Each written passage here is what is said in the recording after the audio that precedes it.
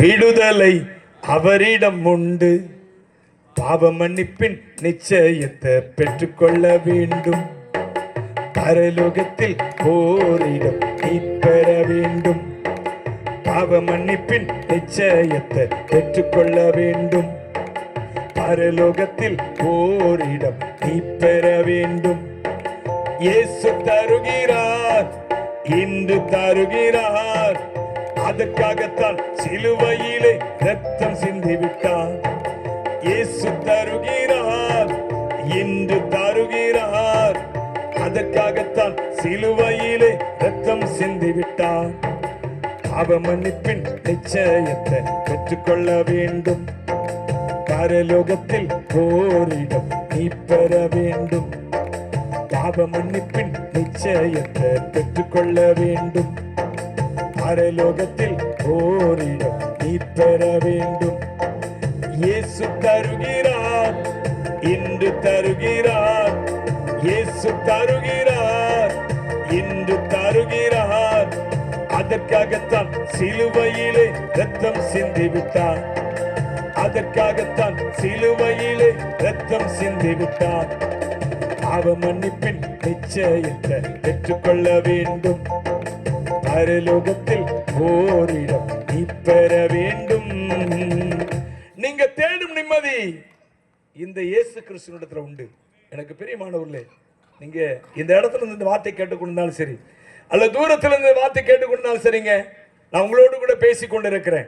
நிம்மதி இல்லாம, சந்தோஷம் இல்லாம தவித்துக் கொண்டிருக்கிறேன் என் அன்பான சகோதரனே, சகோதரியே, நீங்கள் தேடுகிற நிம்மதியை, நீங்கள் இழந்து போன நிம்மதியை, உங்களுக்கு யாரால் இந்த பூமியில கொடுக்க முடியாத ஒரு நிம்மதி, சந்தோஷம், சமாதானத்தை இந்த இயேசு மாத்திரமே தர முடியும். அல்லேலூயா. நம்முடைய பாவங்களுக்கான மன்னிப்பு அவர் கொடுக்கிறார் பாருங்க. அதுல இருந்து அந்த நிம்மதி பிறக்குது, அதுல இருந்து அந்த சமாதானம் பிறக்குது. எனவே இந்த ராத்திரி வேளையில ஆண்டவரிடத்துல கேளுங்க, அப்பா என்னுடைய பாவங்களை மன்னிங்க.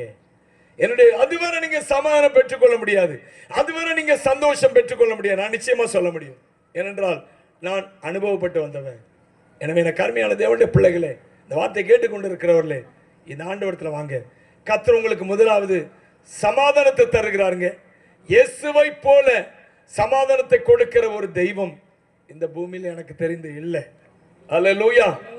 அநேக தெய்வங்களை குறித்து கேள்விப்படுகிறார். அதை தருவாங்க, இதை தருவாங்க, எல்லாம் தருவாங்க. ஆனா இயேசு நான் அதை தருவேன், இதை தருவேன் என்று பெருசா வாக்கு பண்ணல. எல்லாம் தருவாரு. ஆனா முக்கியமா அவர் ஒன்று சொன்னாரு, நான் உங்களுக்கு சமாதானத்தை கொடுக்கிறேன், உங்கள் சந்தோஷம் நிறைவா இருக்கும்படியாக உங்களிடத்துல கிரியை செய்கிறேன். இயேசு சொன்னாரு.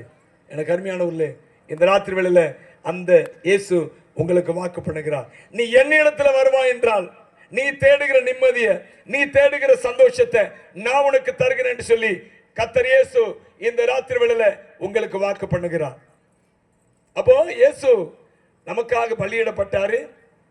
திரும்ப நம்மை கூட்டிக் கொண்டு போகும்படியாக, பரலோகத்துக்கு கூட்டிக் கொண்டு போகும்படியாக வருவார்னு சொன்ன, அதற்கு தடையா இருக்கிற பாவத்தில் நம்மை விடுதலையாக்கி நமக்கு இந்த பூமியிலே சந்தோஷமான தர்றாரு. இந்த பூமியில நிறைய தராருங்க.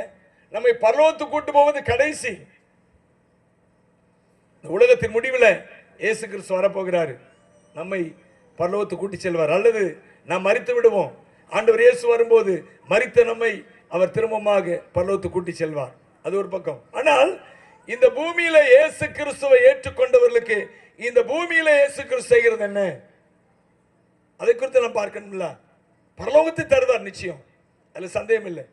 நீங்க வாசிச்சு பாருங்க, அப்போஸ்தலர் நடபடிகள் என்ற ஒரு புஸ்தகத்தில் இருக்கிற ஒரு வசனம், 10ஆம் அதிகாரம் 38வது வசனம். அப்போஸ்தலர் 10:38. யாரா